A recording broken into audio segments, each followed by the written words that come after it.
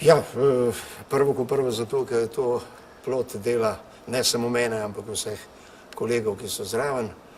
In hvala za čestitko kot prvo, ne. Ker vseh sodelavcev in tudi to je, ne, če se imaš dobro na odru, če veš, da delaš dobro delo in da se imaš dobro skupaj, potem se to seva tudi v publiko. Ja, je tako, ne, zdaj, če ti si spišeš sam igro, ki jo igraš, nimaš nobenega za kriviti, če je kaj narobe, ne. In je dobro, da se sam s sabo strinjaš, kadar končaš delo. Drugače je pa tako, vse vloge so narejene tako, kot da bi jih sam, da bi pisal za sebe, čeprav seveda ne morem vseh sam igrati.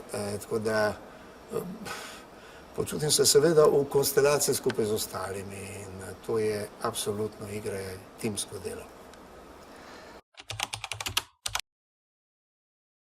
Ja, no, nagrado je lepo dobiti, ker je vsake primere eno potrdilo tvojega dela, ki je bilo, moram reči, celo skupino kar trdo, kar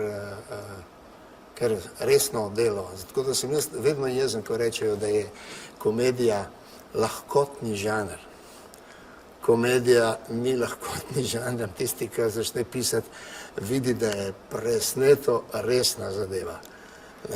Da je ne moreš, nekateri pravijo, igramo komedijo, se malo počivamo, nič ne boš počival. Če delaš komedijo, ko je prav, je trd in težek žanr. Ker pri drami, pa tudi če lahko je dolgočasna in tako spoštljiva tišina v publiki, je zaželjena. Pri komediji spoštljiva tišina je katastrofa.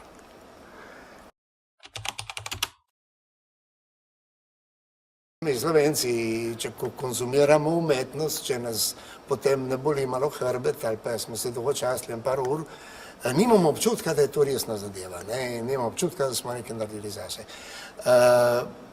Tako da, če malo trpimo, se nam zdi fajn. Smo naredili svojo dolžnost slovenskega naroda. Jaz mislim, da še zmeram je ena močna želja po smehu. In smeh je lih tako državotvoren, vsaj moral bi biti kakor drama. Kako je rekel, kako že pravijo, če imaš enega konja, ko vleče, ne boš menil.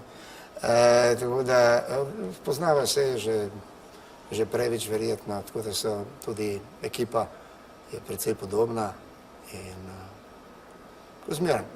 Težko, trdo, ko je treba biti, ampak neizmeren užitek. To prvo, ko prvo njegov talent je definitivno ta, da zna zbrati ljudi, ki se zastopijo en z drugim. In da ratamo klapa, da ratamo komedijanska družina. Tako, ko so bile včasih, res komedija dell'arte, poklicna komedija, ko bi se temu reklo.